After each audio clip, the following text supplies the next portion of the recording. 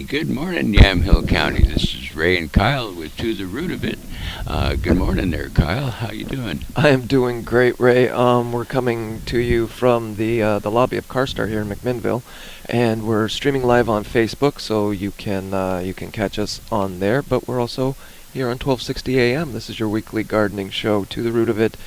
And good morning, Ray. It is bright out there, isn't it? Oh, I'm loving it. This is what my thermostat is set for. I'm sorry for those people out there that don't do well with heat, and there's a number of Oregonians that don't do well with heat. But please take comfort in the fact that this isn't going to last forever.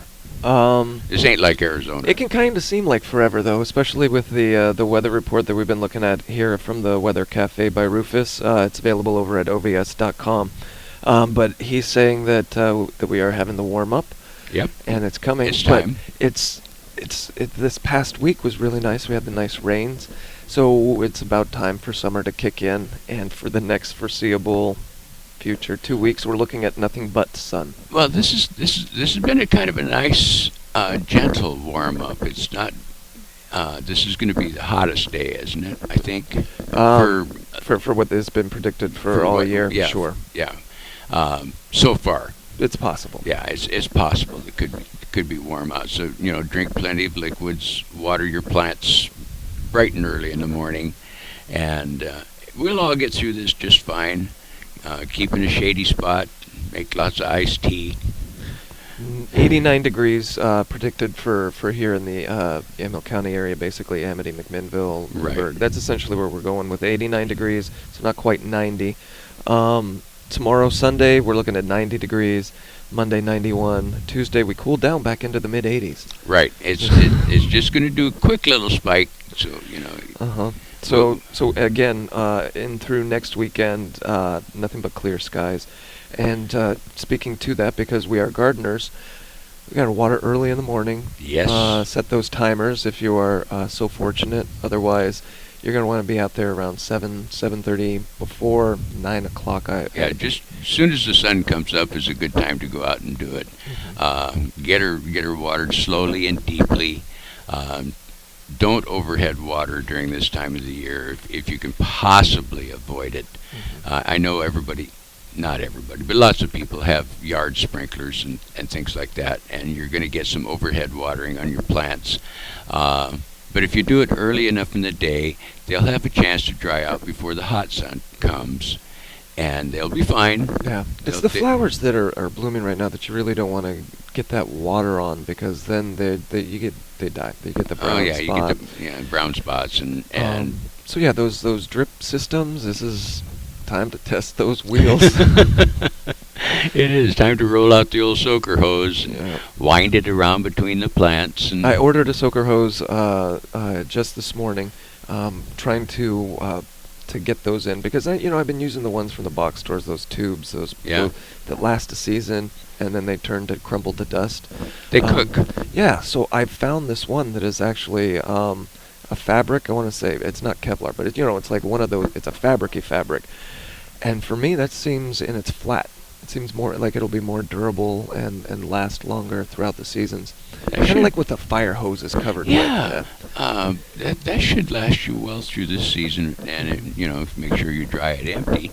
It should get you a couple of seasons actually. Yeah, which makes them more economical. And speaking of economical, especially if you're going off of the city water, these soaker hoses are far more efficient with their water usage, because they're just dripping slowly down into the ground, so you're actually wicking the moisture down instead of just wanting it, flooding the system and then letting it go down all at once.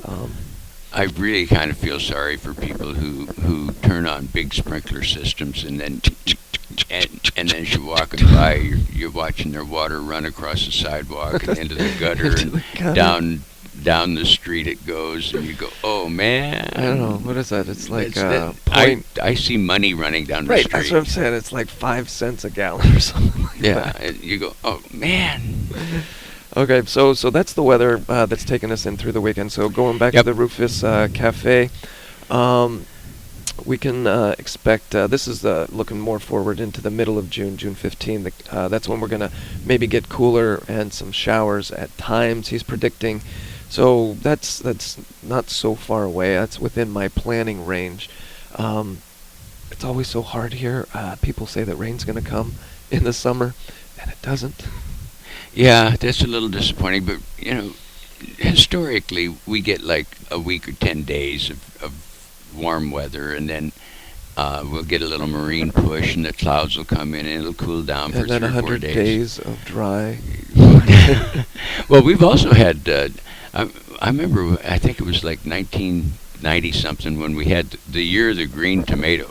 Oh, yeah. It was cloudy till August and rained That periodically all sounds summer long. okay sometimes. The kids watched the fireworks in sleeping bags underneath a tarp, Yeah, that not type enough of heating. thing. So yeah, it's not unusual to have a wet summer too. Yep. So that's taken us But not this year. up through Father's Day. So Yeah. so we've got some sun, and I say go ahead and plan anything you want for the weekend. yes, It's or the week. Yeah, Barbecue in the middle Yep. of the day on Tuesday. porch patio barbecuing it's I dusted off the barbecue Shade. and it's ready to rock and roll. Shade. Need shade. Yeah. I'm so glad that I planted trees. I just can't wait until they grow within the next 5 years to produce the shade that I need in the areas that I need, because my whole area, my whole front area is there's no trees out there, so it's not No. so inviting during the summer because The sun it looks is right at your house. Right. There it is. So if you can find a pole to offer some sort of shade, it's inviting there. So, but that's what I'm looking forward to is barbecuing at least this weekend. But cleaning, we got a garage sale going on next weekend. So you're right, planning for these things, it's pretty open book. You don't have to. You're gonna have a garage sale? I'm getting the people together Fun. down there in Amity, and we're gonna have a little garage sale. Oh God, that would be so fun.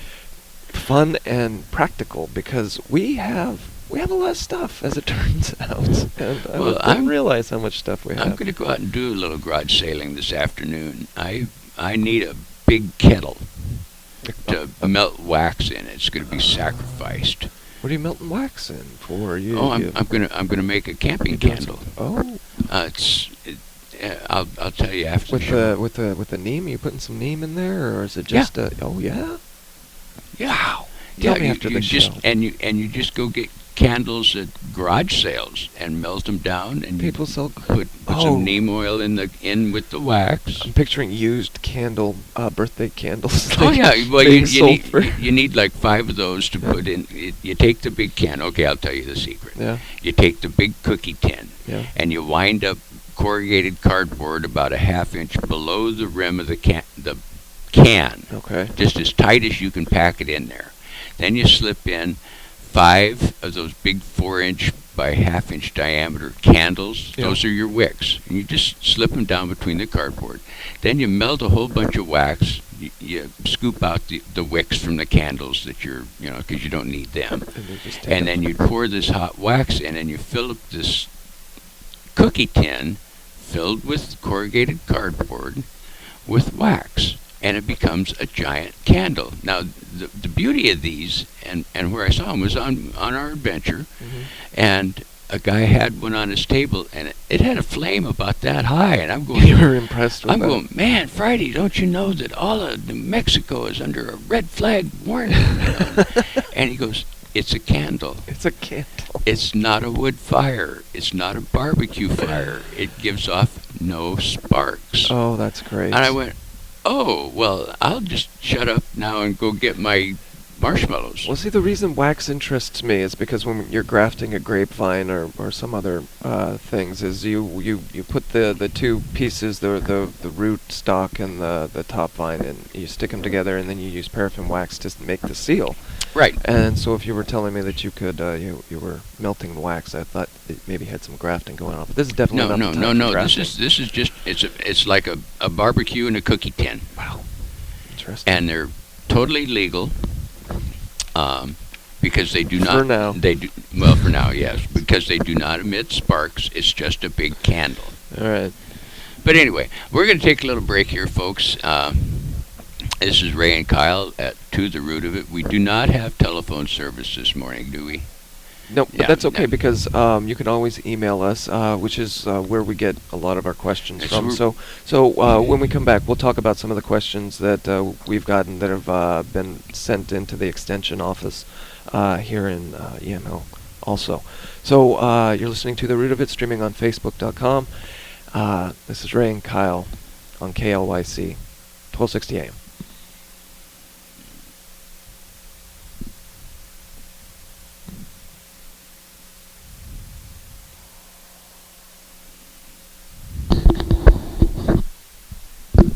Okay. Yeah, that started out just fine. I lost some.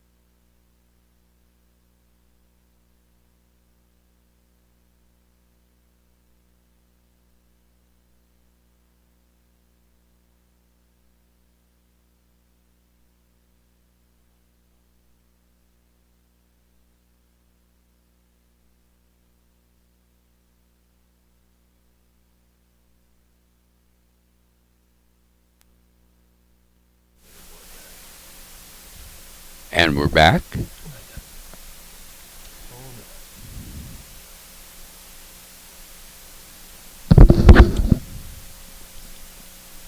Okay, we are back. This is Ray and Kyle at To the Root of It here at the Car Star Studios this morning. We've got ourselves a home. Yeah, and it's 68 degrees outside right now, so that means that we're climbing in that temperature. It's sneaking up on us. No, it's not. It's thundering over. It's banging us with a hammer. Really? It's getting hot, Ray. But you're wearing the shorts. I'm still thinking My that it's spring, thermostat is and set I'm at 85. Your thermostat is not set at 85. It's when it gets to 85. That's my ambient temperature. There's no way you're set at 85. It is. It's 80. Oh my gosh! So it's I've just been reinformed that it's actually 80 degrees. You just outside. lied to 1,500 people. Well, I'm looking at the. Now they're putting their clothes back off. Now they're taking them back off. It's like, oh, it got cold almost. They got one leg in their shorts. All right, so yeah. Whatever. Weather's happening out there. Apparently, people are doing stuff in their gardens too. And during the rain that we had in the previous week, we had a gentleman come into the extension office here in McMinnville, which is 2050 Lafayette Avenue. And you can go to the website extension.oregonstate.edu/Yamhill if you have a question like this gentleman had. And his was regarding tomatoes. Yes. We did have a really good May to get an early start on tomatoes. And their bottom leaves were nice and green and everything. And then along came that little nasty rainstorm. And what happens is the powdery mildews and the molds that live on the surface of the dirt get rained on, and then they bounce up to the bottom leaves. They splatter. They go poof, and they hit the bottom leaves. So the bottom leaves of the tomato plants start turning black and white and get white fuzzy stuff on them, and it looks like heck. Because these are relatively new leaves, they're not very been susceptible out there. to anything right now. Mm-hmm. And these generally are we call them supporting leaves. If you planted your tomato deep enough, these leaves would be roots. Mm-hmm. But what happens is and it starts from the bottom of the tomato plant and it works up, and the mold and the mildew gets on these bottom leaves. And yes, you can go out and buy fungicide and spray your plants with fungicide. But if you really want to avoid the extra cost of buying more chemicals for your tomato plants, you can just take a pair of scissors and snip off the ugly leaves and throw them in the garbage. Because that's what you're going to do anyway. You're going to snip off the ugly leaves Right. and apply the fungicide so that something else doesn't take over. Yeah, they're just dying a little early is right. all. And that's exactly what I would recommend too, is you just cut them off. The plant's starting to take off right now, especially with the heat that we're going to have right here. We might have to talk about some bolting issues probably, but you don't want to overwater. But by next week. Right, exactly. So yeah, you just, if it looks ugly, just take it off. Because there's as long as you've got at least a third of the plant remaining, or 2/3 even, you can just take those leaves off. Yeah, it's going to flower and it's going to make tomatoes for you just fine. But if you leave them on there, then it will crawl up into the rest of the leaves, and it can destroy your plant. And all you got is this yellow thing that you go out one morning and the thing's laying on its side, gasping, it's dead. So you're saying that also that that this person had black spots? Right. And so I'm like roses. Okay, so just black spots like roses. Yeah, it's just black spots. Because what I've noticed with my tomatoes that I had out there, it's kind of a black spot, but it's also kind of purpley black. And that's also kind of the tomato that I have. But on my other tomato plants, but this is also because it was cold, the soil wasn't really at 50 degrees. No. So what happens when the soil is cold like that is it's going to, we talked about this on the show even to a lesser extent, but it's going to pull out the sugar and the nitrogen in the leaves, in the green leaves, and it's going to put that into the new areas in the roots. And in doing so, by taking the sugars out, not just the nitrogen, but taking the sugars out, you get the purple. And so you'll see some of these leaves, some of these transplants that might have gone out there, the last week in May, where it had been warm, and I was in a hurry to put them in. I'm like, this will be fine, and they are fine. The plants are fine, but you start to see signs of, oh, you put them in when the soil was a little bit cooler, and that's one of the things is the purpling leaves. Huh. Yeah. So that's what I wanted to make sure. You also get black spots, but there are other things that attack tomatoes later, like tomato mosaic virus and things like that. But generally, if you've taken care of your plant, you can avoid that because the plant will be strong enough to withstand those viruses as they fly by. And those are things that are vectored in by aphids and they're viruses that are carried by bugs. And so those ones, yeah, you're absolutely right. And the leaf is going to die because of that. It'll turn brown. So when you talk about the black spots that are on there, you'll see it black, and then it'll turn brown, and then the leaf will be yellow, dead, whatever. But with this purpling that I was talking about, this sugar withdrawal, the leaf's perfectly functional still. It doesn't die, per se. It still stays green where it's not yellow. It might turn a little bit yellow or green, but the purple is fine. My doctor told me I had to cut out jelly beans, so I'm going to go into sugar withdrawal. So if you see me turning purple around the gills, I'm in jelly bean withdrawal. I am on a diabetes chance roadmap. That's where I'm going, and you can't take away my sugar. I can't take it away. Somebody did something right when they invented that, because I require gobs of it. Yeah, thank God for insulin in a tube. You're welcome. We won't even get into that. All right, so that's the black spots. So that's black spot on the bottom leaves. Go ahead and trim them up so that you have at least a third of your tomato plant left, and it will sprout new leaves. You will still get good blossoming. And the good part about this is those leaves, you can just give them a slight little tug downward, and they just plop right off. Yeah, kind of like a geranium. They just pop off. Yeah, especially when they're dying. They really without right damaging the stem. Very, very seldom will they actually peel any of the veinage out of the side of the limb. They'll come off pretty easy. But that's why I say use scissors. Yeah. I just, have a pair of good sharp scissors and keep your scissors sharp. Keep your tools sharp, huh? Yeah, keep your tools sharp. All right. So then there was another lady who was trying to grow grass in the shade. Yes, and you love talking about your shade I love grass, growing right? about grass in the shade. And incorporating moss patterns and colors in your lawn, and rather than fighting it, let it become part of your landscape. And to speak to this point, because we had a caller, right before you left on your vacation in January, and he had this exact same problem, which is a common problem here in Oregon, and we had convinced him that you just need to deal with it, embrace it, but he had already put the killing. Oh, he'd already killed the moss. Yeah, he'd already killed everything. Uh-oh. So then he had called back a few weeks ago, and asking how to bring the grass back, and the moss back particularly. And it's like, okay, well, we told him how you can transplant it and bring it back. Just keep watering it. It'll come back on its own. It got there by itself. It'll get back there on its own. So what was interesting about this woman's question to me, because growing grass in the shade, that's one thing.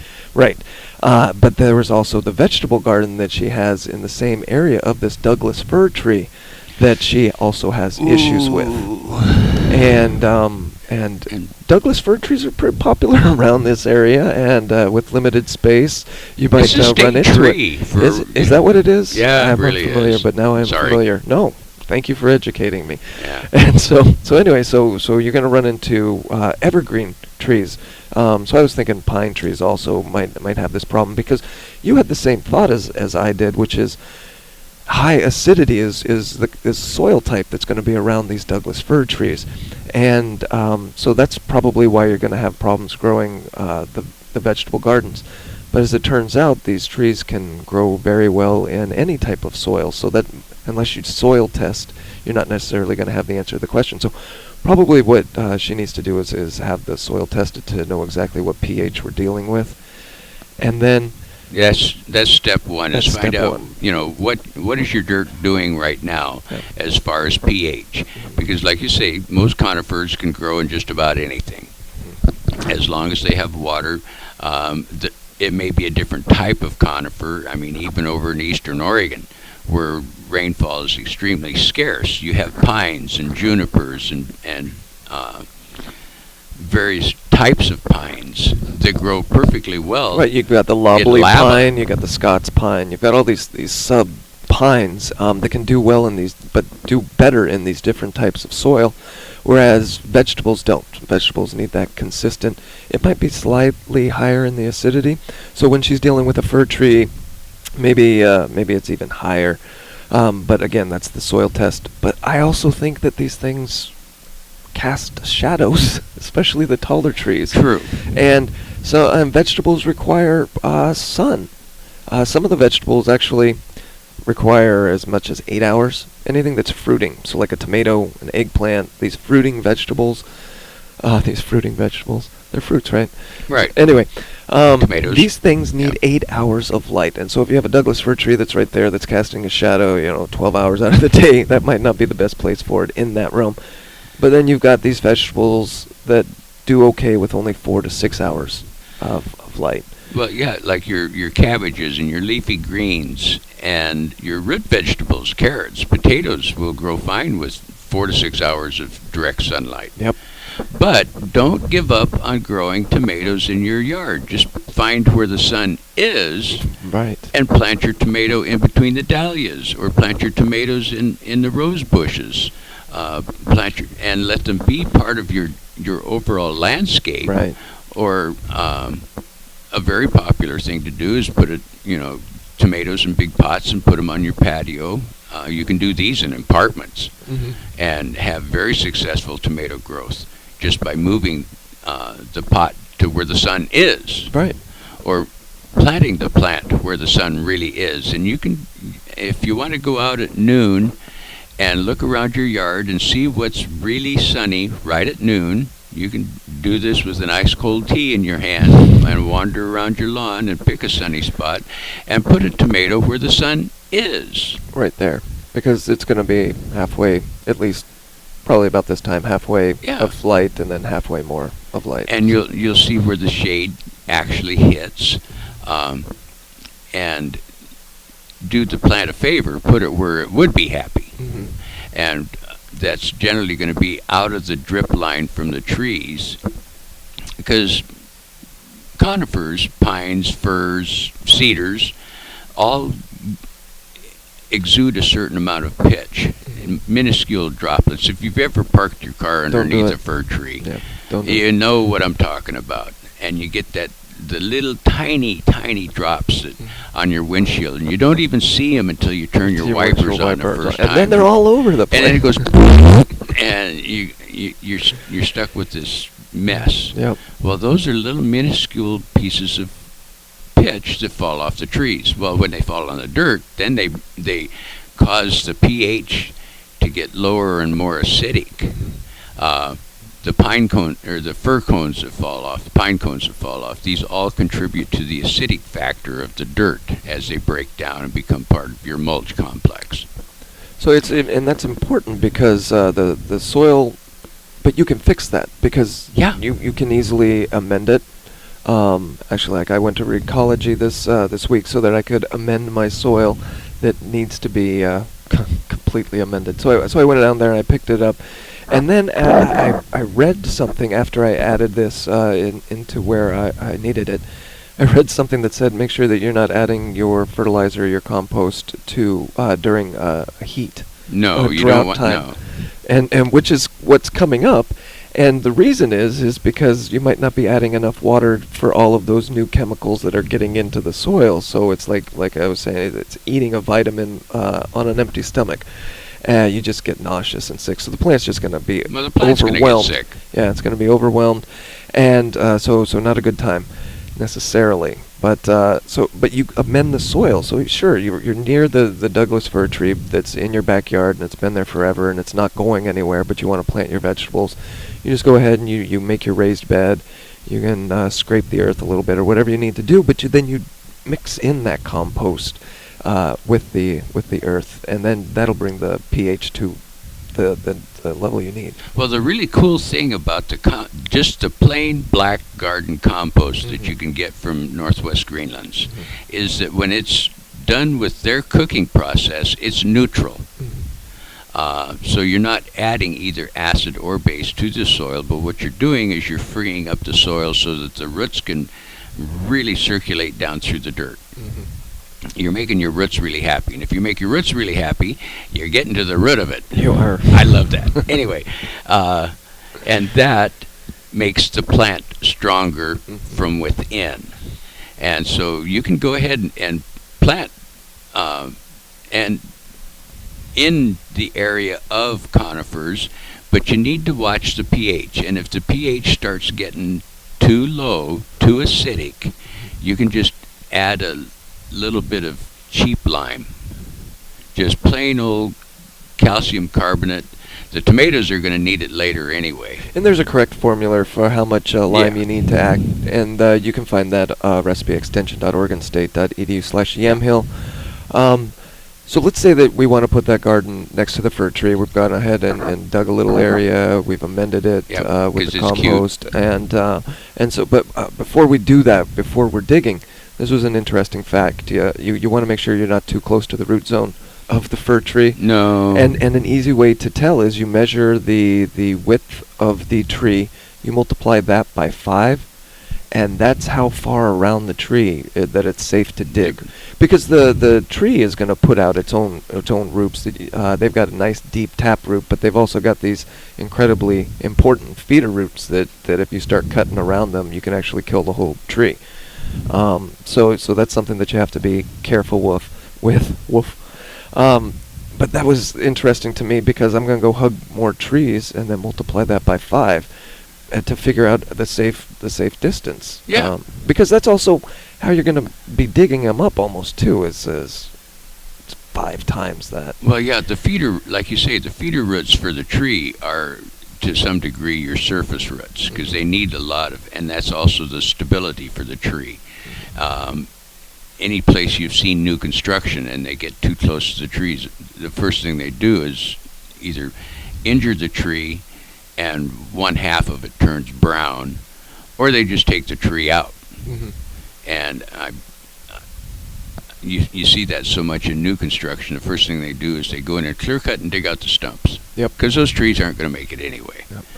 So but as far as your garden, you can do gardening in and around conifers, but you got to watch your sunlight, you got to watch your shade, and you got to stay away from the drip line of the tree. Yeah. Now, there's lots of things that love to grow underneath trees. Hostas and anything that likes to grow in the shade is wonderful underneath fir trees because they also like the acid that's underneath the trees. Azaleas, rhododendrons. That's why rhododendrons grow in the forest, because they like the acid. They love the acid. They love the acid soil. So those are some things that you can do to take care of living with fir trees. Right now we'll take a break. Yep. Because it is looking like it's. I'm going to look at my watch. 9:15 right now, and I'm not even going to say what temperature it is because I'm going to be wrong. It's hot. It's going to be.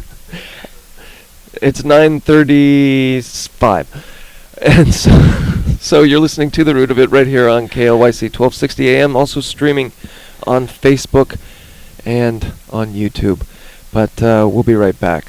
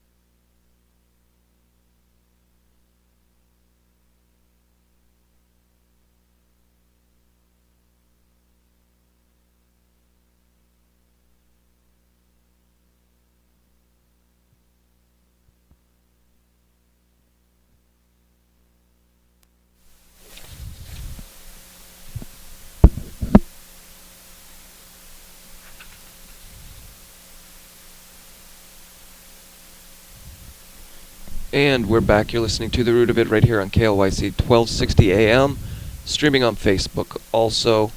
And if you've got those nice mobile apps, you can find us there too. It's on iOS and on Android. Just search for the KLYC app. We've got to talk a little bit about disease in the tomatoes, and It's a good time to talk about preventing the plant disease, because this is the important time to prevent. We were discussing the lime and putting that down, and so the roses have already been taken care of and doing stuff like that. They're fine. It might be a good time to do that second spray. Maybe this week. What do you think? I would go ahead and do it.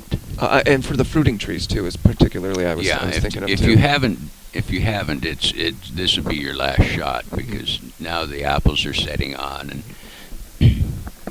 and you want to go ahead and do as much preventative maintenance as you can, because with the warm weather coming on, things are going to start really growing quickly, and that includes the bugs. Oh yeah. And that includes the various viruses that the bugs pack around on their little wings as they fly in, and the next thing you know, you got icky things on your leaves, and you go, "Oh, where did this come from? Oh my God, what have I done?" You didn't do anything bad. It's the bugs that are bringing the disease to your plants. Yeah. It's not just magically appearing out of the air. Yeah. Those bugs. It's not just slugs anymore, is it? No, it's not just slugs. You got aphids and thrips and all these other little guys, and white flies and things that carry disease with them as they go from plant to plant, sucking the life out of your roses. So if you didn't choose those disease-resistant varieties, which is a recommendation OSU makes, then you're going to be dealing with these vectors, science, that are coming in. I used to have a rose garden at a house we previously lived at that were all 50-year-old heirloom roses. They weren't resistant to anything. Somebody's rose down the street got a little bit of rust. My roses got pneumonia. Yeah. And it was a constant battle. And when they were removed, a lot of the hassle went away. And now new plants that are being developed do have aroma. They do have attar. They do smell like roses. But they are resistant to a lot of the things like the black molds and the rusts and some of the diseases. Well, the thing is, in particular with the roses, it's the rootstock. Because a lot of those diseases happen down underneath the ground. And more at the root level. So if you can put a rootstock on it that sticks, a nice foot off the ground and attach the perfect rose to that, you're going to get less problems. Yeah, it's still less than $10 for a new rose that is resistant to a lot of diseases and will make beautiful flowers for you this year. And there are some diseases that are just going to happen every year that you're going to want to look out for, not just on these small plants, not just on your vegetables, but on the trees like willows and sycamores and hawthorns and apples. These will get the same years, and it'll happen. These will get the same diseases, and it'll happen at the same time, same year. It may be that you have, and there again, if you bought a piece of property and it has a lot of shrubbery already on it, it doesn't necessarily mean that the person who planted it selected a tree or a shrub and put it in a proper location for that tree or shrub. Sometimes you have to rearrange things and maybe just get rid of things. It may be an absolutely beautiful tree, but if it constantly gets yellow leaves and the leaves fall off early, or the buds come out and die too quickly, that may not be the right place for that shrub to actually be. Yeah, well, we've got a few problems here in Oregon with things that are living in the soil that can. We've got bacteria and viruses. They'll stay in the soil for 30 years in the same little patch, and you can keep replanting the trees, but nothing happens. Not good. No. So, but every once in a while you get the beetle that bores into. What was the twig bore that you were talking about? Oh, yeah, the guy that brought in a twig, actually a small limb, and this year's growth, the brand spanking new stuff from just this year, the little 6-inch twigs, they were dead. The older leaves, last year's leaves, and last year's twigs were fine. They were green. They were, just as beautiful as you want. But all over the leaves, the brand spanking new stuff was dying down about 6 inches because that's all it had grown. Well, what had happened was he got a little vector in there, a little bug. It's called a twig borer, Mm-hmm. and It's a beetle. It's a little minuscule beetle. I'd never seen it before, so before we go in the air, you're telling me about it, so I pulled it up, and we're looking at images on it. It looks like a beetle. But it's very little. itty bitty It's got that hard shell, the scabbers or whatever they have. It's got 6 legs in it, it's got a little black carapace, but it's not like some little larva thing in there. It's an actual, in the twig, a beetle. And it backs up to the edge of the twig, and it buries its little egg in the twig, because the twig is the new stuff where the newest sugars, as you were talking about, are the most nutrient for that larva. Nice. And that little microscopic larva then goes in and eats around and sucks the juices that comes out of the new twig. New twigs can't survive that way, right? They don't like that. But if you have this going on, and you see your tree and you've got these little dead twigs around it, look right at the base where the dead part actually starts, and see if you can see just a little, like a millimeter or maybe 2 millimeter tall pile of what looks like sap. Oh. Looks like resin. That's what's coming out of the hole of where that beetle buried its egg. Because it's the tree is trying to The tree is trying to protect itself, and it's too late because the it's bugs like are indoors, not outdoors. Yeah, the larva is in there. Yeah. So what's going to happen is that little twig's going to die. Mm-hmm. It doesn't affect the rest of the tree. The tree's overall health is going to be just fine. You can inoculate it with systemic bug killers. Insecticides. Primarily nicotine-based insecticides. Yeah. But you can also just go ahead and below where that little piece of frass is, just clip that twig off. See, now you're calling it frass. I am. Frass means poop. Yeah. Bug poop. Right. Bug poop is frass. Right, but this is sap that you were saying was on the outside. But you cut it below there, so that's where you know the beetle is. About an inch or so below where that little spot is. Just go ahead and clip that twig off, and you've removed that bug. Mm-hmm. And the tree may or may not go ahead and resprout a new twig to replace that one. Most generally, they'll keep producing new twigs, depending on the type of tree. But you've removed that. Now, if it's all over the tree, it's going to be a lot of clipping. Yeah. But you can do it that way and not put anything else into the soil, because most of the systemic killers are harmful to a lot of things. So you got to really read the label and make sure that you know, A, what kind of tree you got, B, what kind of systemic insecticide is available for that type of tree, and is that going to affect, C, anything else around your tree, because you're putting it into the soil. It's going in through the root structure and up through the tree, and it takes time. I mean, it takes a little while for the killer stuff to get up to where the bug is actually at. Right. And so for more information on how to control the insect pests, a really good reference is the Pacific Northwest Insect Management Handbook. Yes. And that's available online. Again, it's the Pacific Northwest Insect Management Handbook. And it has gobs and gobs of information. It's almost... It's like an encyclopedia. It's the Bible almost, like for for controlling the insects management here, yeah. And so that's where you can get some really good information on that. Really quick, another way to control your diseases is don't overcrowd with plants. It's kind of a hard thing to get control of. I'm just learning, because some of these things, like the asters I showed you in my garden, and these daisies, these things can take over. And they're just all over the place. Well, and Trees don't grow well when they're put together either. It's not so much a big thing anymore. People are planning more sparingly on new construction. But a lot of people, they build a new house and they want the instant yard, and so they go and they buy the biggest shrubs they can get, and they forget that 4 or 5 years down the road, them shrubs are going to be huge. Yes. And the next thing, you're either going to have to accept the cottage-style gardening, or you're going to have to buy a Black & Decker. Right. Yep. So that's one thing is the overcrowding. Keep that down. But why don't we go ahead and take our final break? Yeah.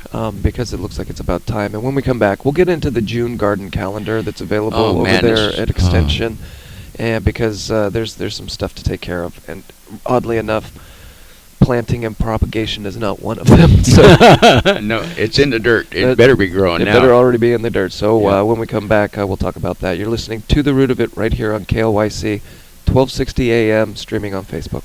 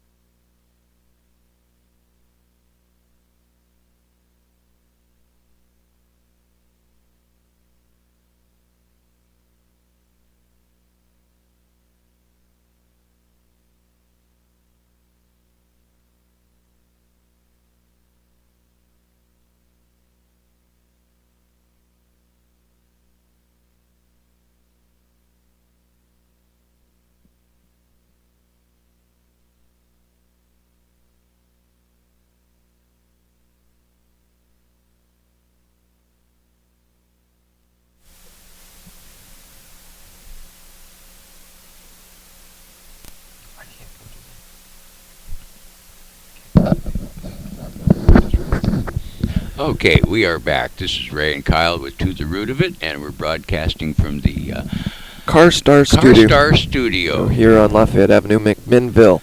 And we've been talking about diseases and planting and the things that you're going to want to do to take care of your garden. And let's get into the June garden calendar, which is, again, available at extension.oregonstate.edu/Yamhill. You go there and you click on the garden calendar website to get all of this information. June, we're a week into it, Ray. You didn't know that when I told you that.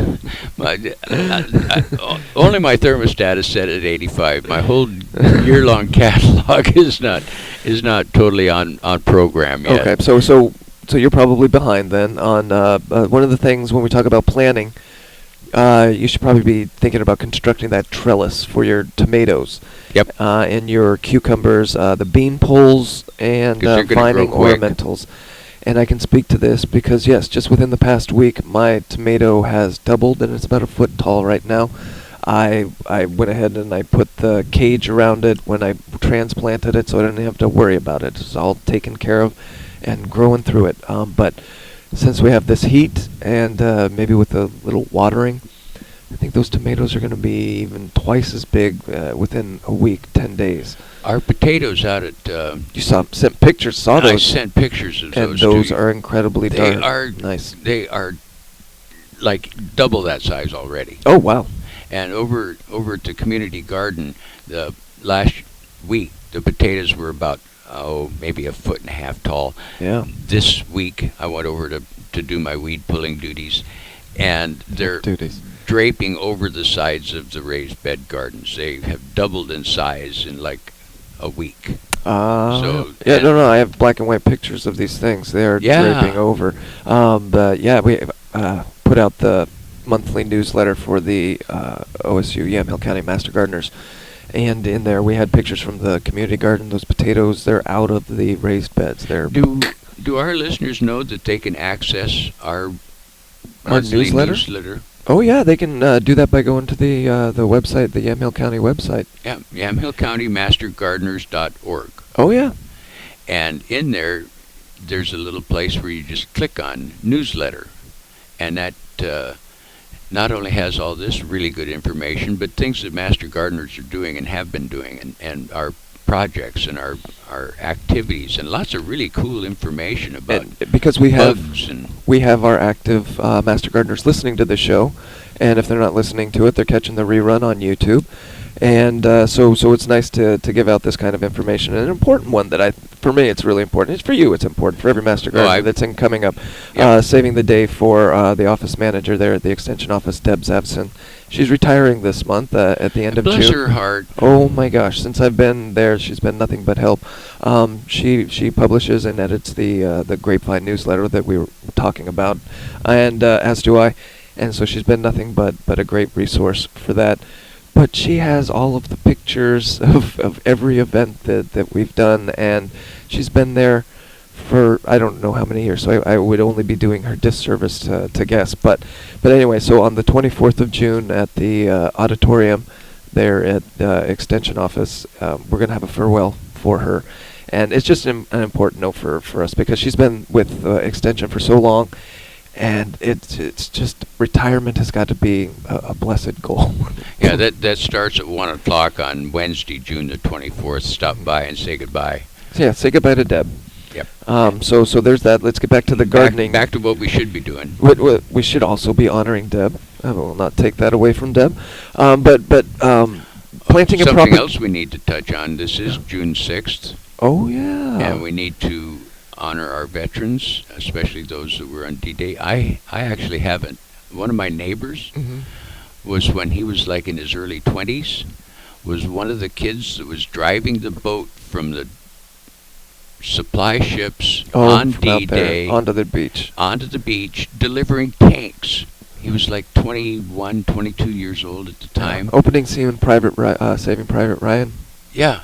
Scary. Don't want to be driving anything. Don't want to be walking anything. So yes. Thank you for your service, and it's an important day to remember because, especially for world history, that's just a transitioning point. So yes, and then there's gardening, which is so planting and propagation. Boy, can we segue quick? Right. Planting and propagation is plant dahlias and gladolias. That's the only thing you're looking at. Like we mentioned, everything should be in the ground, everything should be watering, everything should start looking like it's a plant, except for these dahlias and these gladolias. Gladolii? Yeah, you can still go and get accents, but you're going to have to make sure you water them really well. You can still get petunias, and you can still make hanging baskets and things of that nature, but you're going to have to be ready to water them. And keep them well watered. The reduced racks at those big box stores are big this time of year for a reason.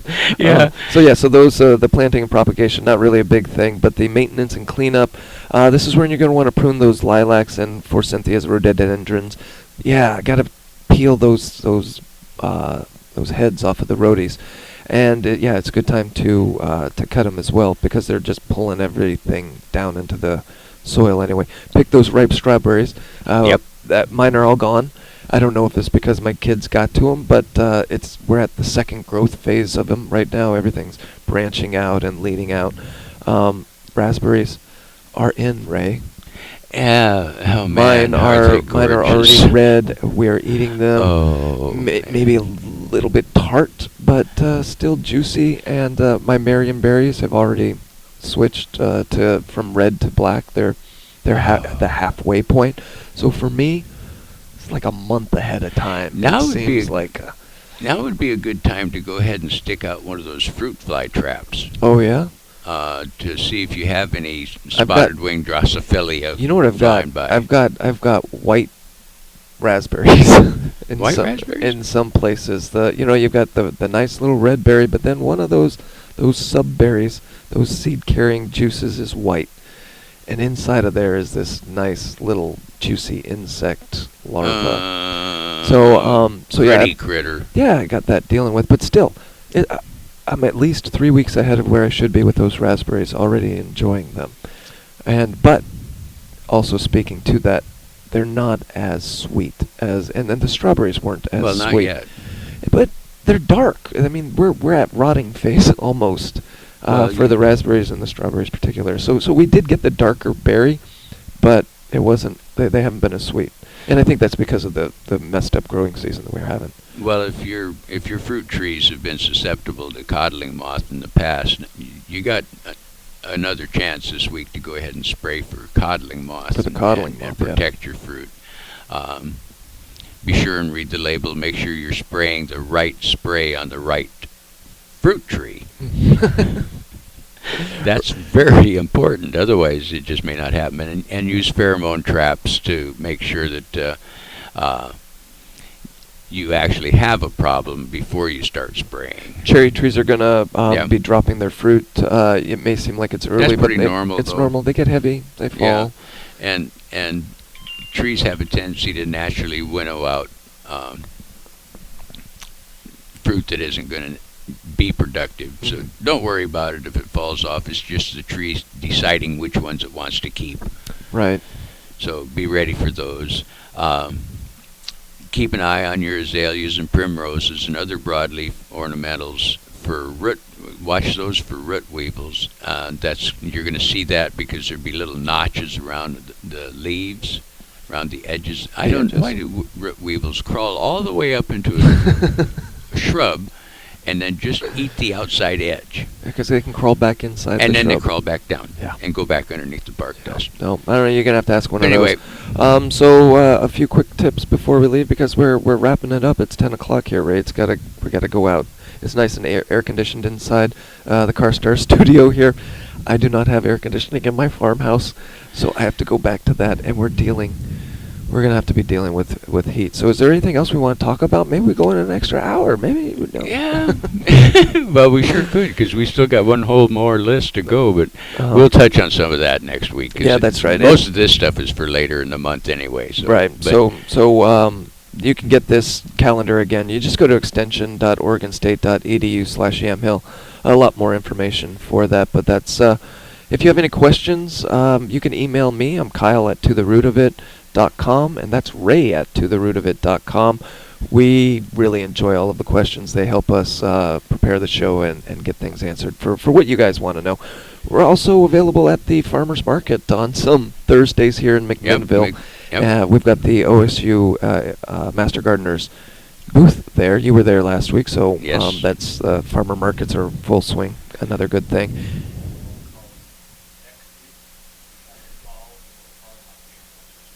Oh, Absolutely. And so we do have a call that is being in right now, and we'll go ahead and we'll take that off the air. But next week we should be set up to take in more phone calls.